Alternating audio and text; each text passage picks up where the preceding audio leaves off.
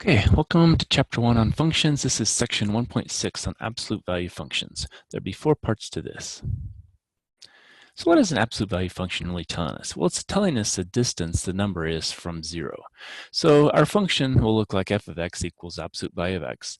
And the solution to this is equal to x if x is greater than or equal to 0. Okay, so if it's 2, the absolute value is 2. Now, if x is less than 0, it's going to give us the opposite of x. So if x is, say, negative 5 here, the absolute value of that is going to be the opposite of the negative 5, which is 5. And so that's how we typically do the writing of this for the absolute value, because we're looking at distance. And if we think about that, how far away is a from 0? Well, the distance here is a. If we just measure that, that's a. But the same thing goes for from 0 to negative a. What's that distance? Well, that's also a. And so because of that, that's why, if we have greater than 0, which is on the right here, then we just have x, which is just the a. And if we have anything on the left of 0, even though that's negative a, we have the opposite of that, and the distance is a. Okay. And so the distance a and negative a is from 0 is absolute value of a is equal to a, or the absolute value of a negative a is equal to a. So what we can do is we can kind of rewrite sentences into absolute value expressions. So it says, describe the situation in which the distance that point x is from 10 is at least 15 units. All right, so the distance at point x is from 10, well, that's going to be x minus 10. And we want the absolute value of that for the distance, and it's going to be at least 15, so it's going to be greater than or equal to 15. And that's what we'd want and expect from translating this sentence into this mathematical expression. Now, solutions to absolute value equations. So for real numbers a and b, the absolute value of a is equal to b, with b greater than or equal to 0 has solutions a equals b or a equals negative b, which we just saw, if depending on what the value of a was. Now, if b is less than 0, then absolute value of a equals b has no solution, because we have to, if b is negative, absolute value is always going to be positive. And so if we end up with a negative value equal to an absolute value, then we know there's no solution. And you will see those in problems and homework and things. So once you get to that step, then you can just say automatically there's no solution if you haven't made any mistakes up to that point. So the steps to solve absolute value equations is we want to isolate the absolute value term. So sometimes we have it already isolated, something like this. Other times we have something like this, and we have to actually isolate it by getting rid of the term here in front of the absolute value. And then after that, we can go to step 2, which is we drop the absolute value signs and then set what's inside of the absolute value equal to b or equal to the negative b. So basically, in this case here, if we just drop the absolute value signs, we'd have x plus 3 equals 9, or x plus 3 equals negative 9, and we would solve both of them for x, and then we would write, in this case here, it says solve and write in set notation. So let's do that. And so what we're going to do is, it's already solved for the absolute value on the left side, so we can just say, okay, well then x plus 3 equals 9, or x plus 3 equals a negative 9. Solving for x, well, we just subtract 3 from both sides, and so x equals 9 minus 3 is 6, or here we subtract 3, and x equals a negative 12. And so if we put that into set notation, usually we write the smallest first, so negative 12 comma 6, and then we put it in the braces. Now in this one, we have to isolate the absolute value, so we have to divide both sides by 2 first, and then we have the absolute value of 4 minus x equals 7/2.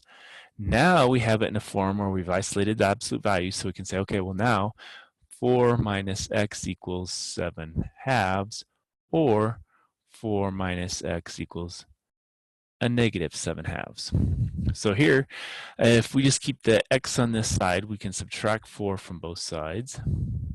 And so negative x equals, now to get the common denominator, it's going to be 2, so I have to multiply this by 2 over 2. So it's going to be a negative 8 plus 7, so it's going to be a negative 1/2. but we have negative x equals negative 1/2, so that means x is equal to a positive and 1/2, because we're going to divide both sides by -1, multiply both sides by -1, whatever we want to do, but we have to have that positive x here, so we get the positive 1/2.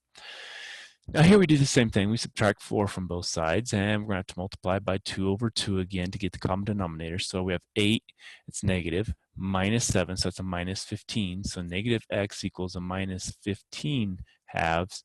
Again, multiply both sides by negative, and so x equals a positive 15 halves. And so we have the set 1/2 and 15 halves as our solution. All right, now these two get a little bit more complex. The first one, we have to add 4, because we want to do order of operations in the backwards order of PEMDAS. So we're going to add 4 to both sides. So again, this is just simple algebra. And so then we have 3 times x plus 1, absolute value of that, equals 5 plus 4, which is 9. Now we divide both sides by 3. Now the absolute value of x plus 1 equals 9 divided by 3 is 3. And so now we can say x plus 1 equals 3, or x plus 1 equals a negative 3. So if we do that and solve, subtract 1, x equals 2, or subtract 1 here, x equals negative 4. Okay. All right, so we have now the set minus 4 comma 2. All right, so the next one is going to be similar. We're going to first subtract the 14 from both sides. And so we have a negative absolute value of 1/3 x plus 5 equals a negative 14. Now I'm going to multiply both sides by a negative 1. And so then I get the absolute value of 1/3 x plus 5 equals 14. So we have a positive over here, so that's good. And now we can just say 1/3 x plus 5 equals 14, or 1/3 x plus 5 equals a negative 14. Okay, so when we do that, we're going to subtract 5 from both sides. And so 1/3 x is equal to 9. And so multiply both sides by 3 over 1. And so x is equal to here 27. Now here, if we subtract 5, 1/3 x equals here, that's a negative 19. Multiply both sides by 3 again. Now this time x is equal to a negative, because we have a negative times a positive, and that's going to be 57. And so then we have the set negative 57 comma 27. Okay. All right, we can also find x and y intercepts. So, we have a function, so that defines some kind of a graph. And we can find our x and y intercepts by looking at two things. The y-intercept, we're just going to let x equal 0, plug it into whatever our function is, and solve for whatever the output is. Now for the x-intercept, we let f of x, this whole thing, equals 0, and then we plug that in, and then we solve for x here. So kind of what we were doing before when we had to have, some number on the right side, we had to do it. Well, now we're going to set that number equal to 0 and then solve for x. So things we've already done and know how to do. So all right, so let's do y-intercept first. So y-intercept. And so that says we're going to let x equal 0. So we're going to have f of 0 equals 4 times absolute value of 0 minus 3, and then plus 4. Well, 0 minus 3 is minus 3, so that's 4 times negative 3, and absolute value of it, plus 4. Well, absolute value of negative 3 is 3, so that's 4 times 3 now. We've dropped the absolute value sign, plus 4.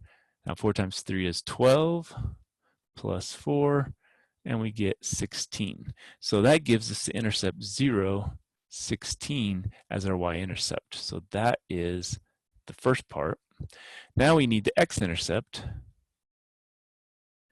And so now we're going to let f of x equals 0. So we're just going to say 0 equals, and then we have 4 times absolute value of x minus 3, absolute value, and then plus 4. Now we need to isolate our absolute value, so subtract 4. And so negative 4 equals 4 times absolute value x minus 3. Now we divide by 4 to isolate it again. And so negative 1 equals the absolute value of x minus 3. Now if you remember, we said that absolute value has to be positive, it can't be negative. So here there are no x-intercepts. Okay.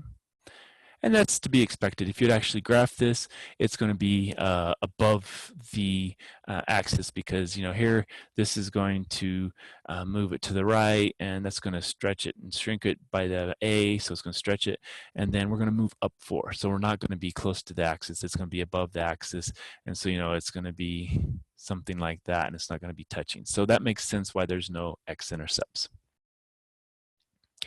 All right, what about this one? Well, we're going to do the same thing. We're going to find the y-intercept. And so we're going to say f of 0 equals negative 2 times absolute value of 0 plus 1. Oops, plus 1. Let's make this a little clearer. And then plus 6. Well, that's minus 2 times absolute value of, that's just going to be 1. And then plus 6. Well, absolute value of 1 is 1. 1 times negative 2 is negative 2. And so that's going to give us 4. And so we get the intercept 0, 4. Okay. All right, so now what are we going to do? Well, now we have to set f of x equal to 0 and then substitute it in. So we have the x-intercept, and we're going to say 0 equals negative 2 times absolute value of x plus 1 plus 6. So here we're going to subtract 6 from both sides. So negative 6 equals negative 2 times absolute value of x plus 1. Now we divide by negative 2. Notice now that we're going to have a positive over here. 3 equals absolute value of x plus 1. Okay. Now what do? Well, now we just have to drop the parentheses and solve. So we're going to have x plus 1 equals 3, or x plus 1 equals a negative 3. Okay. So if we solve those, x equals a 2, or subtract 1 here, x equals negative 4. So here we're going to have 2 comma 0, and here we're going to have negative 4 comma 0. So we're going to have 2 intercepts, which means that it's below the line, so it's going to cross 2 times, and that would be our 2 intercepts. Okay.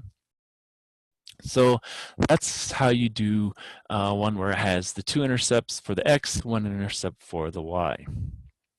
And that's the end of part 1.